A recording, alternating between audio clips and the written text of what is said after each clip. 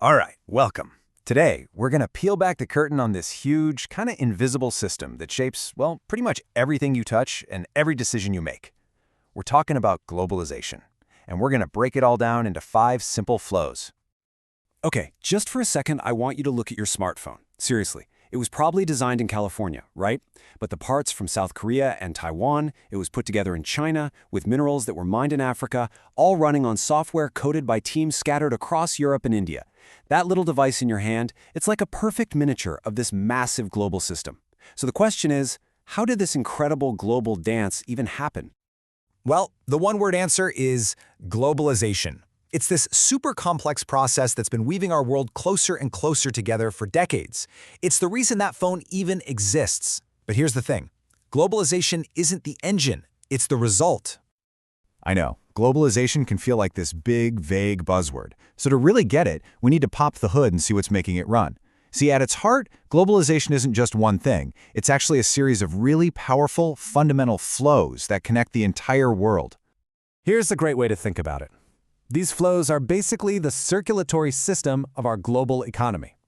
You know, just like your body needs blood flowing to connect and nourish every single part, our world relies on these pathways to carry everything, everywhere. So what are these flows exactly? Let's dive in. We're going to break down the 5 key currents that are the real engine of our interconnected world, and we'll start with the biggest one of all. First up, the big one, the flow of capital. This is all about money. And I'm not just talking about the cash in your wallet. We're talking about the massive, massive sums that are constantly moving across borders for investment, for trade, and to build stuff. And here's where that abstract idea becomes incredibly real.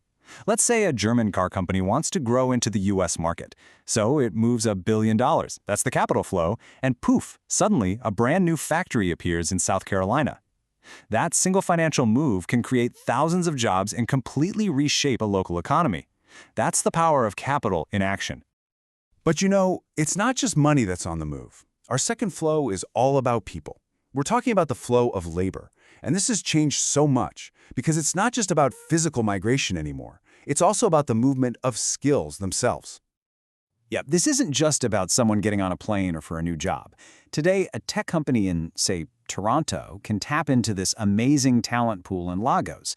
The labor that's flowing isn't a person physically moving, but it's their brainpower, their expertise, their time, all transmitted digitally across the globe. This digital flow of labor has totally rewritten the rules of who can work where. Okay, next up is the flow that we can all see and touch every single day. Products. This is the global movement of actual physical goods, from the raw materials we pull out of the ground to the finished things sitting in our homes. I mean, just think about an avocado. It starts its life on a farm in Mexico. Then it goes on this massive, coordinated journey of trucks and ships and temperature-controlled warehouses, and it finally ends up on a grocery store shelf in Sweden. This one flow connects a farmer in one hemisphere with your breakfast toast in another. Pretty amazing. Our fourth flow is a little more invisible, but trust me, it is happening all around us, all the time. The flow of services. This is basically when the work gets done in one country, but the result of that work is used or consumed in a totally different one. Think about it. When you get customer support from a call center that's halfway around the world, that's a service flow. Or an architect in Italy digitally sending over the blueprints for a skyscraper being built in Dubai. Or, maybe the easiest one, you streaming that hit Korean drama on Netflix. All of these are services, crossing borders in an instant without a single physical thing being shipped. And that brings us to our 5th and final flow, the one that's like a supercharger for all the others, information. This is the movement of data, of ideas, of communication. It's basically the nervous system of our entire planet. And just look at how fast things have changed. In the mid-1800s, getting a message across the Atlantic Ocean took weeks. By the 90s, with the early internet, it was down to seconds. And today, it's instantaneous. This lightning-fast flow of information is what makes everything from remote work to real-time stock trading to global news even possible. It's the nerve center of it all. Okay, so these 5 flows, they've created this single, deeply connected global marketplace, which leads to a really natural question: how in the world do companies sell to it? And that brings us to the whole idea of global marketing. So, companies like Nike or Coca-Cola, they don't go out and create 100 different identities for 100 different countries. Nope. They create one incredibly powerful global identity. The Nike swoosh means the exact same thing in Tokyo as it does in Ohio. They use the flows of information and products to blast one single unified brand message out to the entire planet. So we've looked at the flows and we've seen how companies use them, but what does it all add up to? What's the big picture?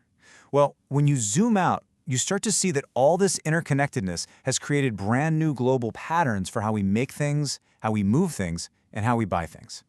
And the shift is just dramatic. The old way of doing things was simple. You made something in one place and you sold it to people nearby. But in today's global model, and just think back to that smartphone, production is completely broken apart. Components are sourced from everywhere, the thing gets assembled somewhere else entirely, and then the final product is marketed and sold to the whole world. And this creates three really clear patterns. First, production gets spread all over the globe, always chasing the best skills at the lowest cost. Second, distribution becomes this incredibly complex 24/7 logistical puzzle. And third, consumption totally transforms, giving all of us access to this unbelievable variety of goods from every corner of the planet. So these 5 flows, capital, labor, products, services, and information, they don't just run side by side. They are constantly weaving in and out of each other, creating this single intricate web that connects every producer, every consumer, and every economy on Earth. It's an amazing, incredible, dynamic system. But it leaves us with a really big question. As this web gets tighter and faster and more essential to our way of life, who's actually in the driver's seat? Who's managing all of this?